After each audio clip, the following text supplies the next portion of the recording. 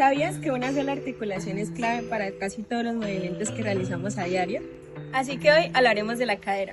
La cadera es una articulación sinovial en artrodia, que se caracteriza por la unión de la cabeza del fémur y el acetábulo del hueso coxal. El acetábulo es una concavidad hemisférica, que está localizada en la cara lateral del hueso coxal y se da por la unión de tres huesos principales, el isquion, el ilion y el pubis. La cápsula articular de la cadera es fuerte. Esta está categorizada por tres ligamentos, el iliofemoral, el isquiofemoral y el pubis femoral, que son los que ayudan a la limitación de movimientos extremos y al control postural. Aunque la cadera no pertenece directamente al anillo pélvico óseo, su funcionalidad sí depende de esto.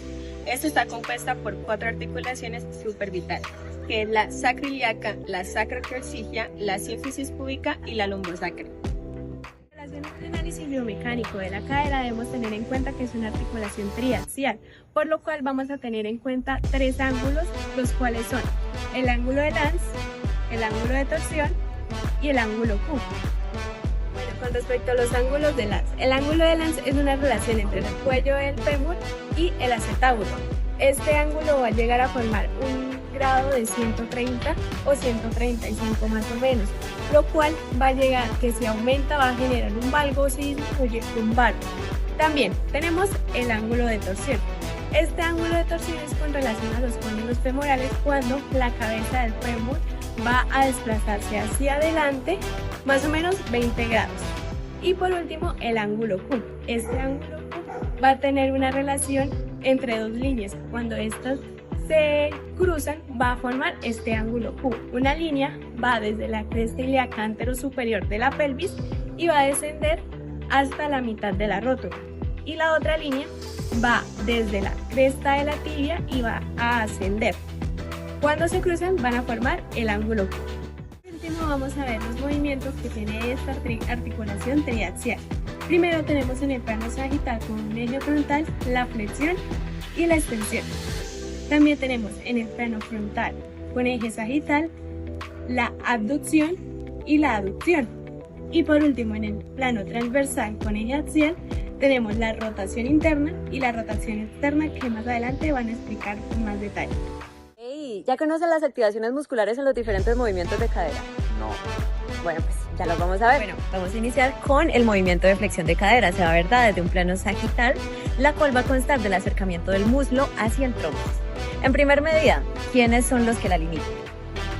Realizar una flexión, la cual se va a ver limitada por nuestros músculos antagonistas y por la flexión y extensión de la rodilla. Entonces, la flexión que nos va a permitir un ángulo de 110 a 130 grados, y cuando la rodilla se encuentra extendida, nuestra flexión de cadera va a ser de 90 grados. ¿Cuáles son los músculos antagonistas? Tenemos el glúteo y los isquiotibiales. En cuanto a activaciones musculares, observamos la contracción del ilion, que nos va a ayudar a acercar el fémur hacia el tronco, y el psoas mayor, que nos va a ayudar a estabilizar la porción baja de la columna o la porción lumbar de la columna. También tenemos al sartorio, que nos va a ayudar a elevar el muslo en movimientos que requieran de ciertas rotaciones, como lo es el subir escaleras. Durante la extensión de cadera llevamos el fémur hacia atrás, alejándolo del muslo. Este movimiento se puede ver limitado por la posición de la rodilla y los músculos antagonistas iliopsoas y sartorio.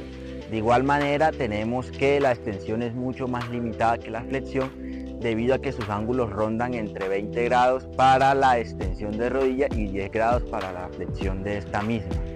Ahora vamos a hablar de los elementos activos que participan en una extensión de cadera. En primer medida, vamos a encontrar una activación concéntrica del glúteo mayor y los isquiotibiales, que van a generar el torque necesario para llevar a cabo el movimiento, traccionando el fémur hacia posterior. Esta se va a ver limitada por la rodilla, quien en extensión vamos a lograr mayores grados de inclinación, y en flexión va a haber todo lo contrario gracias a una eficacia activa de los acortamientos activos. Bueno, vamos con la ABD de cadera, la cual consta de la separación del fémur respecto a la línea media. Tenemos que esta se va a realizar en un plano frontal, la cual se va a ver limitada por nuestros músculos antagonistas, los aductores pectíneo y grácil. Además de esto, se va a dar en rangos de 40 a 45 grados. En cuanto a las activaciones musculares, tenemos que el glúteo medio y el menor se van a contraer alando el trocánter mayor hacia craneal. Por su parte también tenemos que el músculo tensor de la fascia lata ejerce una fuerza de tracción anterolateral y con la ayuda de su ángulo de penación van a llevar a llevar la cabeza del fémur hacia el acetábulo, lo que va a generar la abducción. Y pues por último también tenemos que los glúteos ayudan a estabilizar la pelvis. La abducción esta la realizaremos en un plano frontal llevando el fémur hacia la línea media del cuerpo, con unos ángulos estándar entre 20 y 30 grados que también van a depender del grado de abducción de la pierna. En cuanto a las activaciones musculares que se van a dar durante una aducción de cadera, en primer medida vamos a encontrar presencia de los aductores largo, corto y mayor, quienes en el momento de generarse la aducción nos van a dar una tracción del fémur hacia la línea media, la cual va a generar una fuerza superomedial que se da desde la cabeza del fémur hasta la región del pubis. En segunda medida tenemos el músculo grácil, el cual también va a traccionar el fémur como lo mencionamos, pero va a tener una fuerza oblicua especial que nos va a llevar la tibia hacia el fémur. Y en tercer medida tenemos el pectíneo. El pectíneo va a generar una fuerza mucho más horizontal, la cual nos va a contribuir en la estabilización de la cabeza del fémur en cuanto al acetábulo. Para finalizar vamos con el movimiento rotacional, el cual se va a dar respecto a la cabeza del fémur sobre su eje dentro de la cabeza del acetábulo. En primer medida tenemos la rotación externa, la cual va a implicar de un alejamiento del muslo respecto a la línea media. Se va a ver dado por activaciones musculares como los géminos, obturadores, cuadrado femoral, glúteo mayor, los cuales nos van a generar una tracción de la cabeza del fémur hacia posterolateral. Por otro lado tenemos la rotación interna, donde el muslo se va a acercar hacia la línea media, generando una fuerza anteromedial y se va a ver mediada por la activación muscular de glúteo menor, glúteo medio y tensor de la fascia lata. Ahora para finalizar, las fuerzas musculares antes mencionadas generan un torque rotacional que nos pasa la cabeza femoral desproporcional. Un equilibrio adecuado de los músculos antes mencionados es esencial para una buena mecánica de la cadera y de la mano. Entonces, para finalizar, sin embargo, para que